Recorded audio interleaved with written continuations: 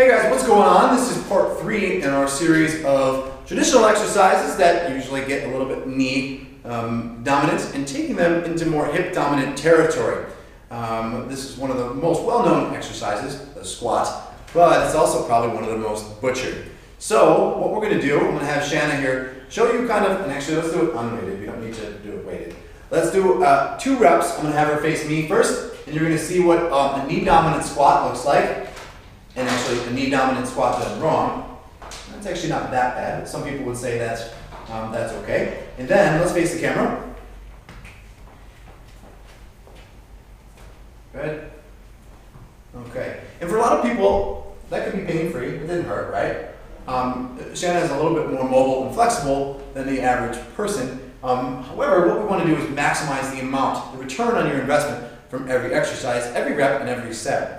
So we're going to do a couple things here. First and foremost, we're going to encourage that the hips lead the movement. What we mean by that is as Shanna goes into the movement, she's going to break from the hips first to initiate that descent. Now, simultaneously, she's going to be pushing out from the knees and sitting into that squat. And at that bottom position, okay, she's pretty stable. In addition, the knees are pushing out. Now, does it mean necessarily, you can come on back up, this doesn't mean necessarily that the toes are pointed way out. However, what that does allow is for that knee to get clear of that, basically that hip flexor and of that ankle and hip line. So for a lot of people, that difference alone makes a huge amount, an increase in their depth and in their stability in that bottom of a squat. Super important to pay attention to that. Let's watch as she faces me. Okay, so let's correct that squat again. So pushing those knees out and breaking from the hips first. Yep, now, yeah, good, and then back up. Good, one more, push. Good. Now, for this sake of the video, what we're doing here is kind of exaggerating. You don't have to break as significant, but seeing that versus seeing the knees break first and no butt contribute to the squat is really important. So again, it's eventually going to be just about simultaneous. However, with that amount of descent backwards, again, trying to keep that what we call vertical shin angle. Do it again. And again, good, that was better.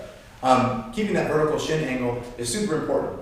Anterior and posterior balance is probably more ignored than most people think. Most people pay attention to balance side to side, but anterior and posterior balance really determines how low you can go, but also how comfortable you feel in the bottom of the squat. So we're going to demonstrate here, we're going to give a load to the exercise. In addition, before you do that, this is one of my favorite ways to increase the amount of glutes you're going to feel during a squat. Shanna's going to put one of these mini bands just below both knees. A lot of people love to hate these. They're super effective though. For $2.50, what you're getting is a lot of value. $1.25 per cheek, technically. And you're going to find you're really going to feel this a lot more than the traditional squat. At least to start. Okay? So what we're going to do, let's do 3 reps facing me, and then we'll face the audience.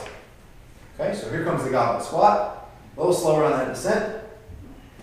2, good, and 1 more.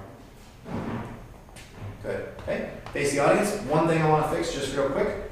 As you go down, make sure we're not arching too hard, so kind of drop that torso a little bit. Not that much. There you go, good. That's better. Good. She does a real good job of keeping a vertical forearm.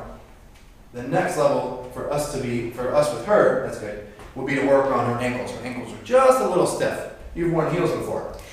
Yes. So, and you can see that just from the squat. You can take that band off. But for more from us regarding increasing the amount of glutes activated during traditional exercises, stay tuned. We really have a lot more where we came from with this, and we really want to help you prevent knee pain and get a better butt. Stay tuned.